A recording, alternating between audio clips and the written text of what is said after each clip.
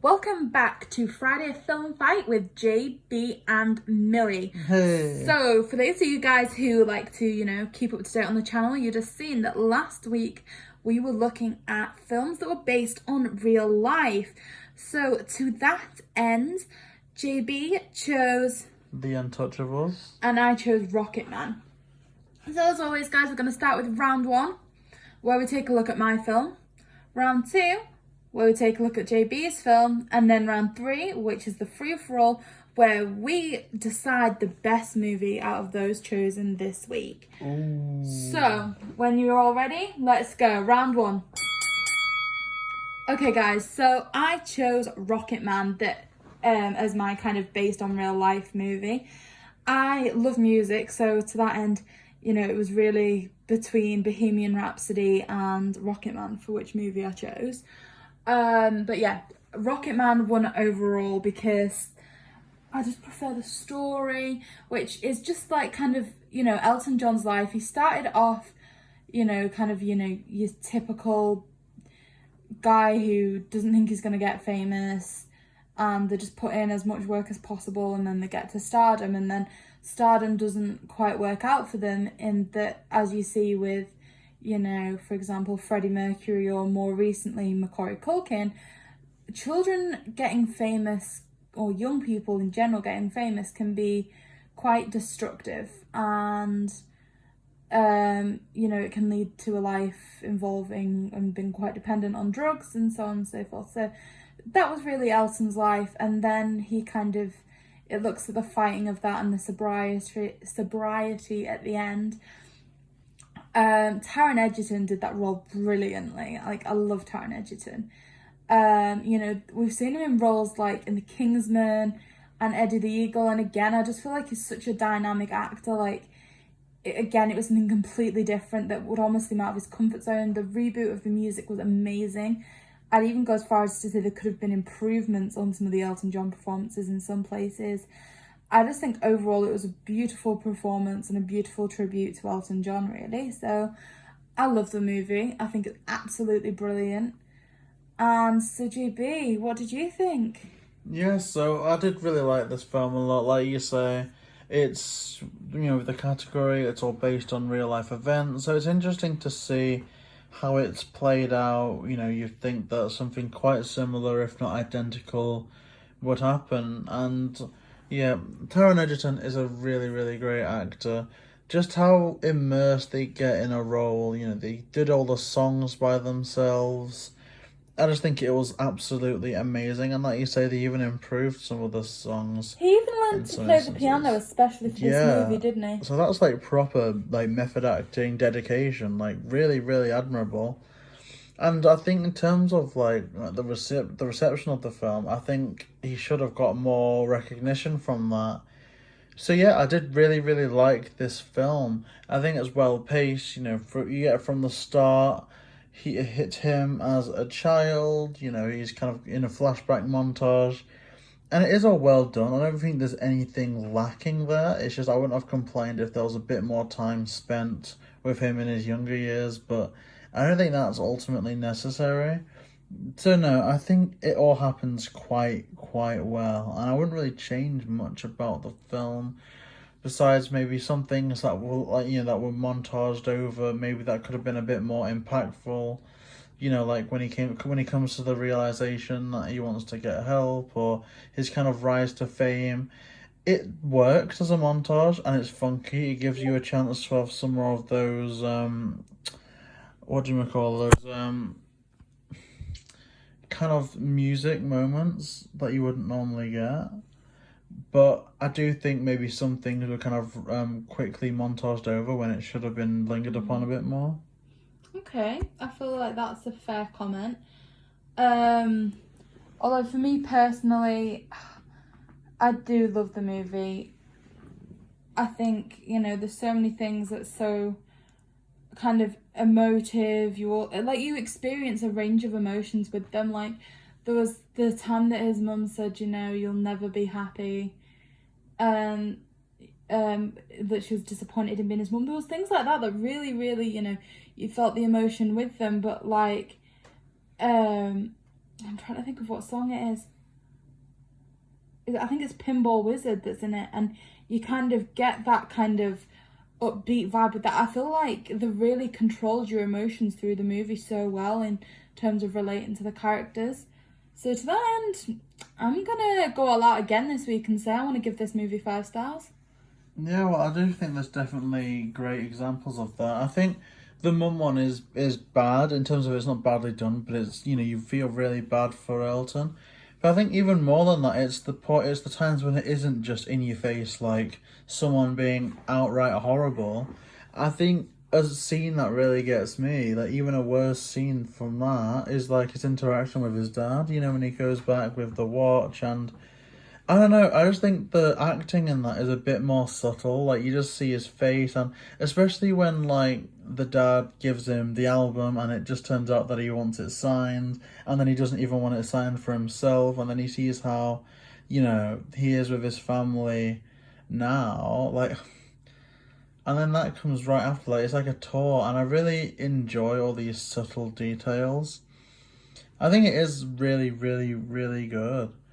And there's not a song that I dislike, and the visuals are perfect. Like one of my favorite visuals of it, really shows how he can go from the struggles that he's going with, you know, how depressed he is, some of the things that he's resorting to, like the narcotics, but then also how he's expected to put on an act. You know, he's like this worldwide famous person, and that's when he tries to, you know, hurt himself in the swimming pool at his party, and you see him at the hospital, and it's this amazing sequence while, you know, the Rocketman song is playing, and they literally show him, you know, being carried straight from the stretcher, and in a moment it's like if you watch it in slow motion, you see how bad he actually looks, but then the second he's pushed out onto the stage, his face instantly changes, and I don't know, obviously it wasn't like that. I don't think he was physically like wheeled onto the stage. Yeah. But just how symbolic it was of what he was expected to do at that time. I think it really was fantastic. I don't know, I don't really have any criticisms of it at all, but I don't know if I want to give it 5 stars at this point. I don't know what I'd give it, honestly. I've given it some thought, and I think it's good for me as a nice 4.5, you know.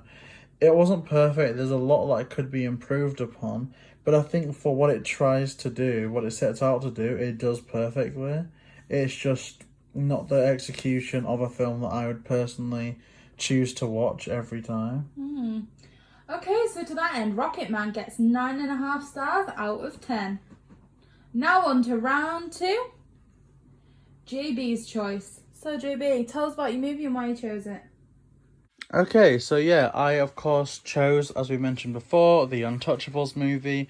This stars Sean Connery, Kevin Costner, and of course, who plays Al Capone, Robert De Niro, which is really always some really good casting. So I don't know. I don't know if I could completely make this fit into the category of based on real events.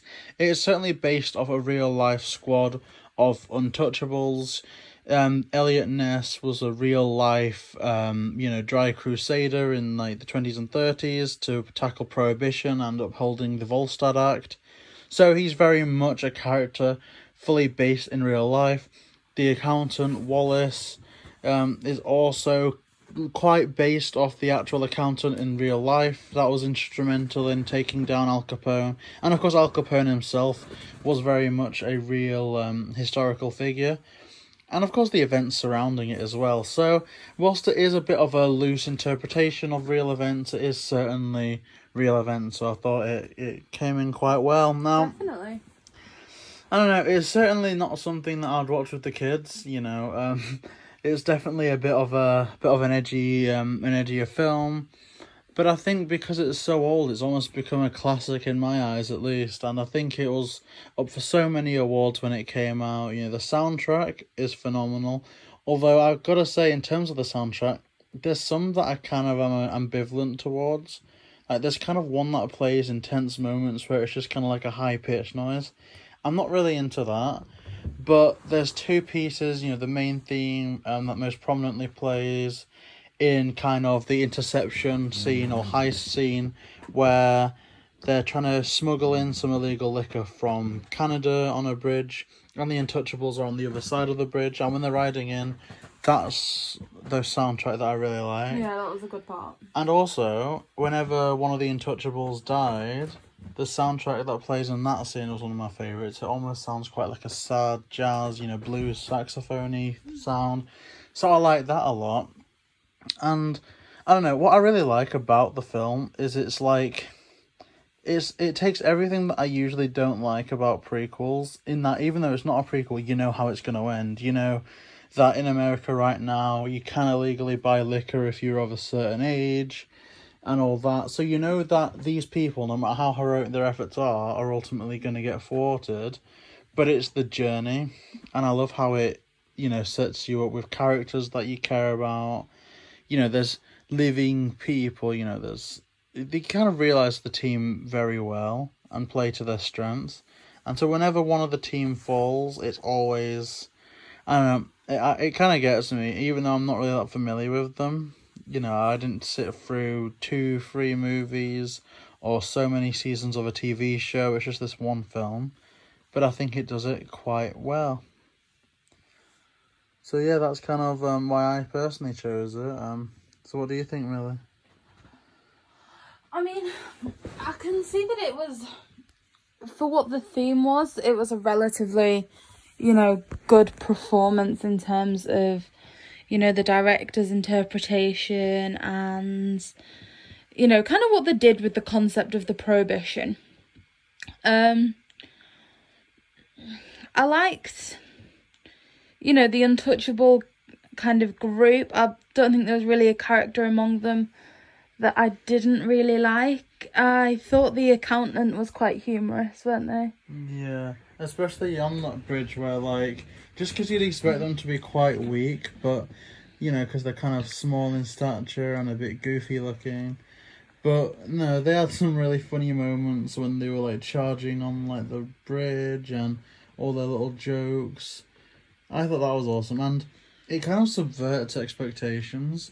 Because you think that if there's a film that has an ensemble team, yeah, the one character that is safe is the nerd with the sense of humour. That's kind of the character that you kind of know isn't going to get hurt because they're here for the long haul to add in comic relief. But in this, they're the first one to go, and I thought that was very, very surprising and quite, I don't know, I think that's the most impactful death in the whole film. Obviously, oh gosh, when Mahoney goes, it's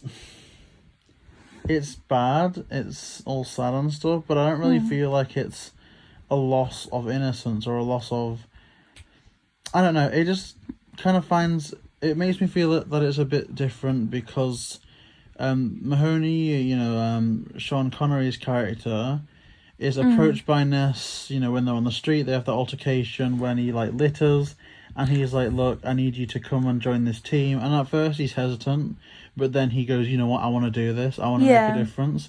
Whereas the accountant, they're kind of are you a policeman, do you have a badge? Yeah, I've got a badge, okay, here's a gun. And he just kind of gets taken along for the ride in that first raid. I just feel that for one, he doesn't entirely know what he's getting into at that first one. But also because he's not, really combat trained at all, whereas that all of them are. It very much just seems like they should be the character that in nowadays you wouldn't dream about killing them off. No. But I don't know. I just like how it surprised me when I first saw it. I guess the issue that I had with the movie is that I'm very much a typical girl. I like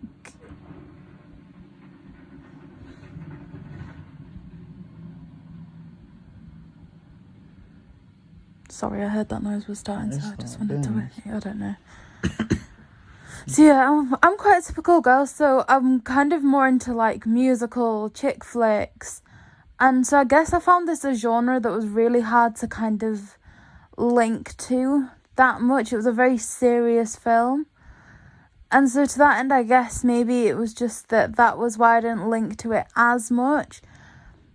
But I'm finding it quite hard to review in that I just feel that I'm kind of biased because it wasn't in a particular genre that I would normally approach. I definitely don't think if it was for Film Fright Fridays, you'd have ever convinced me to watch it, really. Like I said, the characters were good. I think they did some really good work on the plot with kind of the topic, but I just think that, I kind of aren't a very serious person when it comes to movies. I quite like the light-hearted, it's entertainment, you're there for enjoyment purposes, and so to that end I did find it quite hard to relate to. But like I said, I think the producer did very well with the work that he could do. Yeah, definitely. I can see that it wasn't kind of your type of film. And I think it's difficult I think we chose quite a difficult subject this week, based on real life, because it's like, what does that mean, We could have gone all out and, straight up chose, documentary films. Yeah. But I think we both kind of took the interpretation of, let's have a film a bit like, The Social Network, where it might be Hollywoodized, or it might be a bit exaggerated for the sake of it being more cinematic. But ultimately, we've both chosen films that are representations of real life. But that can also come with problems, like you said, at the end of the day, real life can be quite bleak, and there are some strange parts about it. And so when films are meant to be some type of an escape, I think we've both chosen ones that do have some down moments, Of course, with yours being more music-centric, there are a lot more high moments as well. Yeah. But I think if you both look at them critically, I don't know, there's a lot of dark moments in these, but I don't know. I like how, when I think about the Untouchables, I can't really think of anything else that I can compare it to in that type of category. Everything's more about a war going on. Or if you think about these modern day biopics, like, you mentioned Bohemian Rhapsody, I just think this one stands out as one that's different. Probably an acquired taste, but different nonetheless. See, do you know what I see The Untouchables as? I see it as a very serious version of Bugsy Malone. Now, have you ever seen Bugsy Malone? It was about the Prohibition then, and it was kind of all children actors, and I really enjoyed that movie. Yeah, because there was Fat Sam, wasn't there? There was. And there was a song in it that we always used to sing in music class that we could have been anything that we wanted to be a song. So for me, I could watch that as a movie about Prohibition because, there's some music, it's more light-hearted, and like I said, to me, you watch movies at the end of your day when you've been, working hard and you want some relaxation, and I think sometimes just seeing sad movies, you don't get that kind of relaxation vibe from them that I feel like a movie needs to kind of address for me personally. And so to that end, I'd say Bugsy Malone was the movie that I enjoyed more in terms of Prohibition, just for that kind of more light-hearted musical element. Yeah, that is true, because you don't really get any catharsis with Untouchables. At the end, there's no we did it moment. I mean, there's a really uplifting scene with the score and the look on everyone's faces when the judge, reveals that Al Capone is guilty. You kind of feel good for the characters. But there's not really a moment we did it, because obviously we know where it's going to go. Now, I do credit the film a lot, because the way, for me, it sets up the characters and the team, if you think about what happens, I'm not necessarily going, look, this person, Elliot Ness, really cares about Prohibition, staying. Maybe he does at the start, but the second Wallace gets killed, he wants to give up. Yeah. And then when, all the stuff happens with Malone, he kind of uses that as fuel. And so by the end at the courtroom, when Al Capone gets sent away... And it's I'm just going to go for a drink. Yeah, it's kind of I don't see that as him happy because that means that there's going to be a dent in Prohibition. At that point, I think he's wanting to, avenge some of the people in his team, so I can completely get that. But... I don't know, it just seems like it kind of goes nowhere at the end. I mean, I do love the film, but in terms of what it sets out to do... It does defeat the purpose a little. It's not a happy feeling necessarily at the end. Whereas with Rocketman, there's definitely a more uplifting end. Yeah. I just don't know if it's necessarily... if it makes it a better film having a happy ending. I mean, that being said, I wouldn't discredit completely The Untouchables. I'm not saying it's a bad movie. I think it's the type of movie that my dad had really enjoyed. There's a certain level of violence in it. You know, it's all like kind of two groups of men, like gangs, wanting to like better each other. And so to that end, I can see it very much as this is going to sound really bad, and I don't mean it to sound kind of as bad as it is, but I see it as a man's movie. The gangs, the violence, I don't see it as something that maybe a female audience would enjoy too much. I don't know. Back in the day, Kevin Costner was quite an admirable man. I mean, I'm in love with JB, so I can't say that any of those men were that really admirable. Oh, that's really sweet. Thank you. No, well, I get what you're saying. It definitely does seem more male centric. There's not really that many female characters there to root for. Not that you need a female character as a female. I don't think, there's plenty of people that you can admire. Logic, like, for example.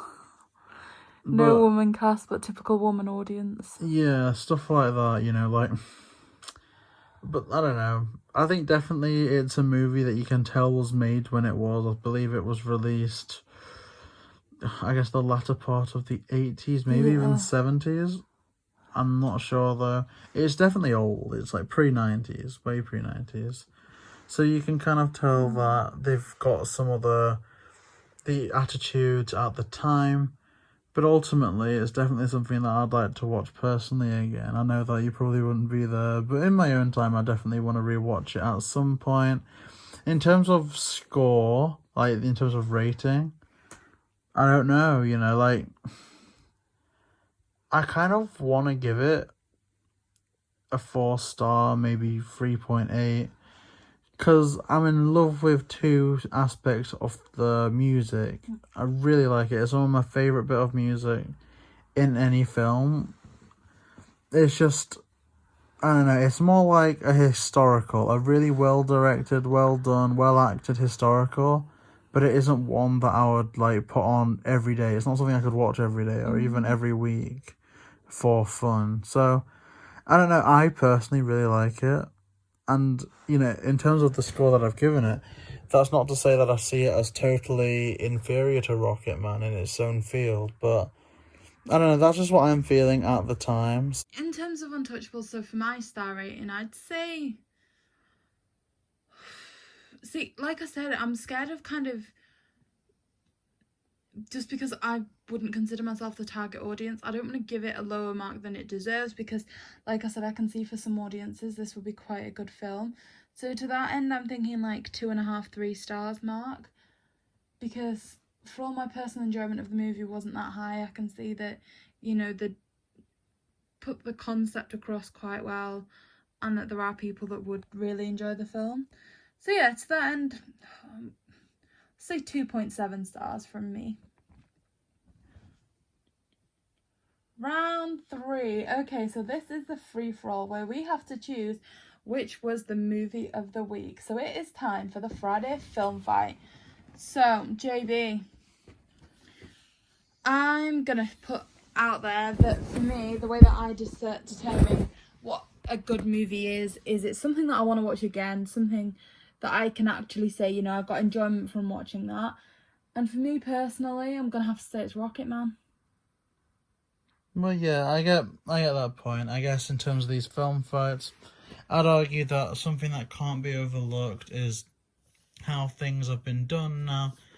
I think in terms of setting the scene and having a world that you can believe in, I think The Untouchables does it so well. As in, for all it's an old movie, I think it really gets the feeling of the Prohibition era.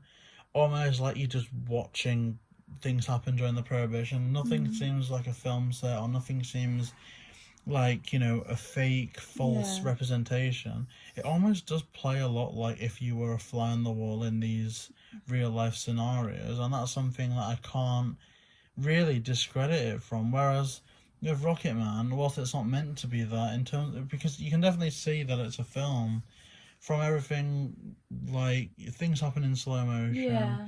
When he does that jump at the Troubadour, it is so, Hollywood, very movie, and of course all the montages.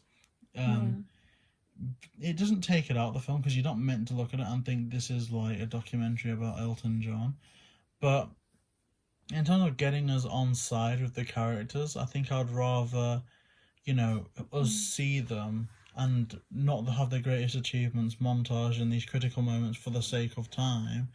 And that's something I really like about the Untouchables, and it's something I criticise Rocketman for. Like Pinball Wizard is used for a montage. There's Benny and the Jets that's used for a montage. Whereas you'd think that the Untouchables would be so bad for it. Like the second you've got your team assembled, you'd expect a song to start playing, and there's just like action shots of them taking down like, crime syndicate, bootleggers, and all that. But it's just every achievement is given a close view. Yeah. You can see how everything that they go through affects the team dynamic and everyone in the team. From Wallace the accountant getting angry because Stone gets shot on the bridge, and there's all that tension there. How there's tension growing between Elliot Ness and Mahoney because of his kind of unorthodox methods of getting that one guy on Capone's team to talk by kind of like threatening the corpse that person doesn't know is already dead. So, I don't know. And the main conflict, I guess, in Elton's team would be through Elton and Bernie. And you do get really good moments, like when they shout at each other before he goes on stage. I forget what he plays, but it's when he has that like kind of feather thing on his head. Yeah, that's quite cool.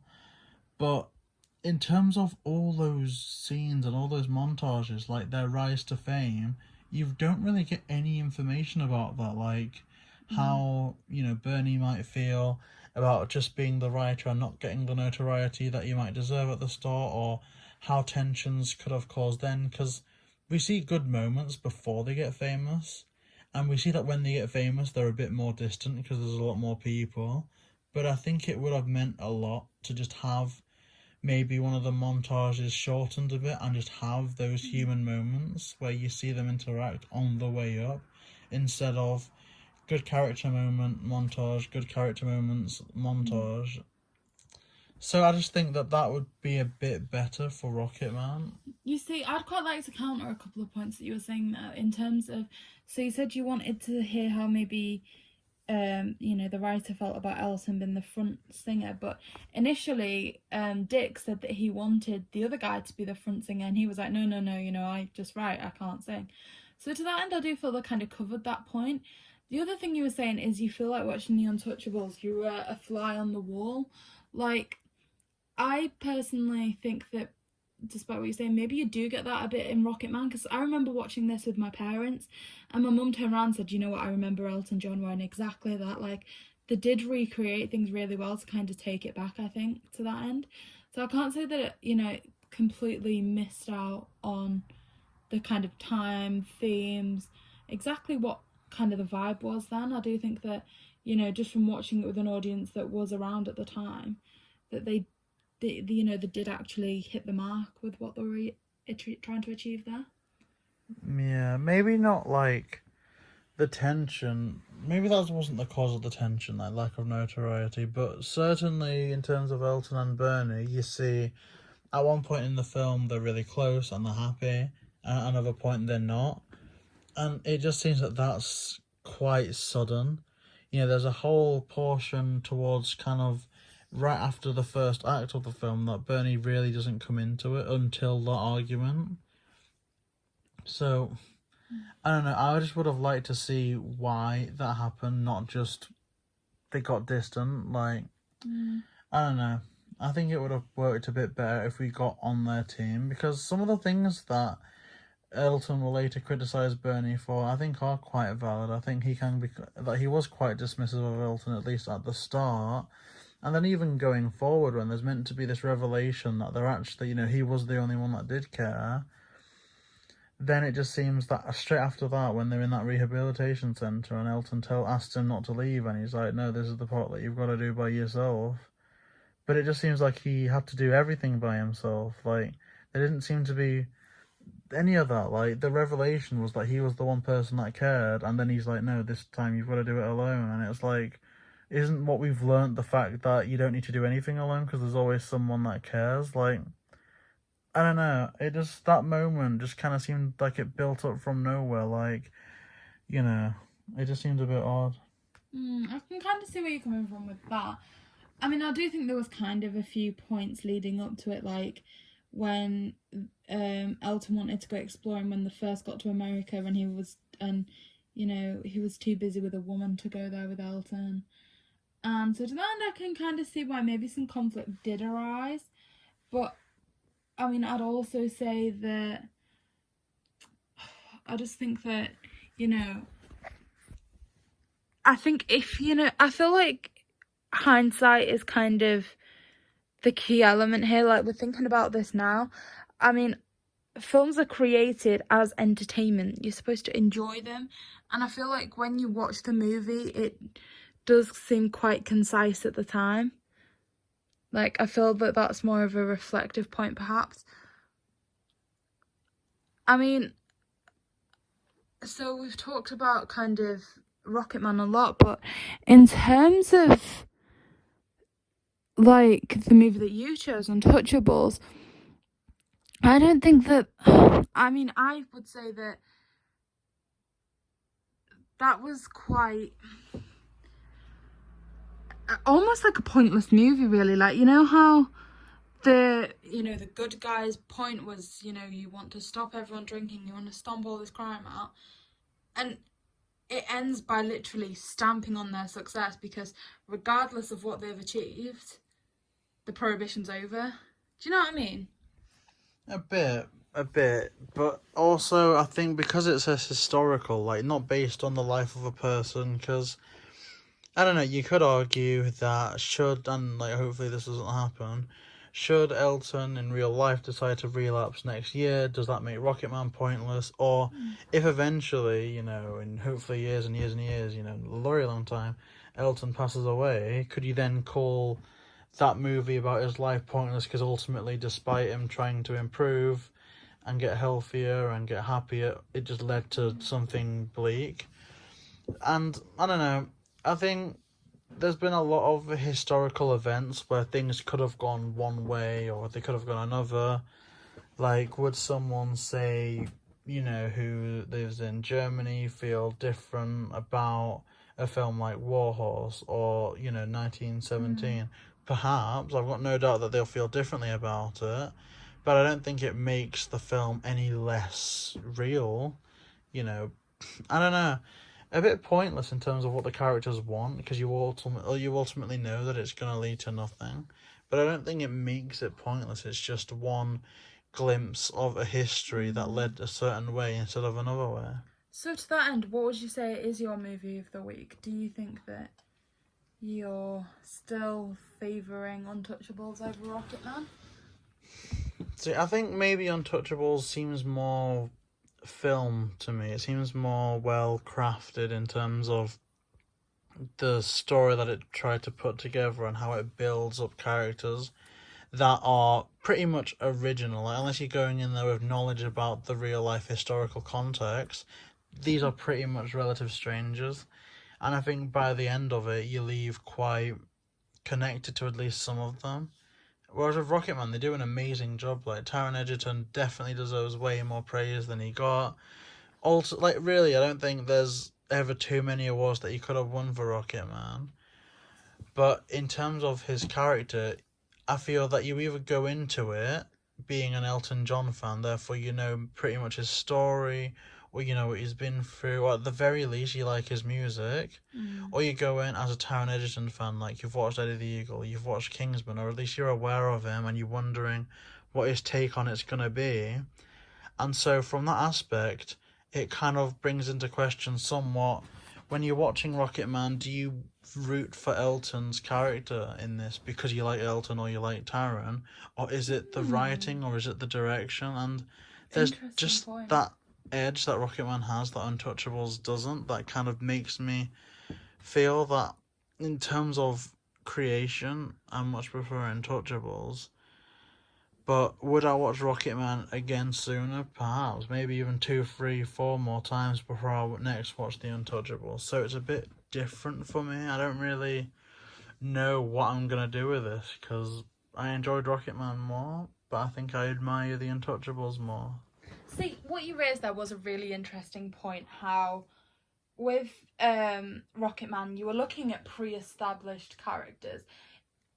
Maybe you were saying that you would like it to linger on the childhood a bit more of Elton, but I get what you're saying, and if you see that movie, you're probably going to know something about Elton John. Most of the world would. And so to that end, you already have a pre-established character. From there, you just need a bit of context around the mum, grandma and dad, and they had a movie set to go. Like, you didn't really need to put any context around the main character.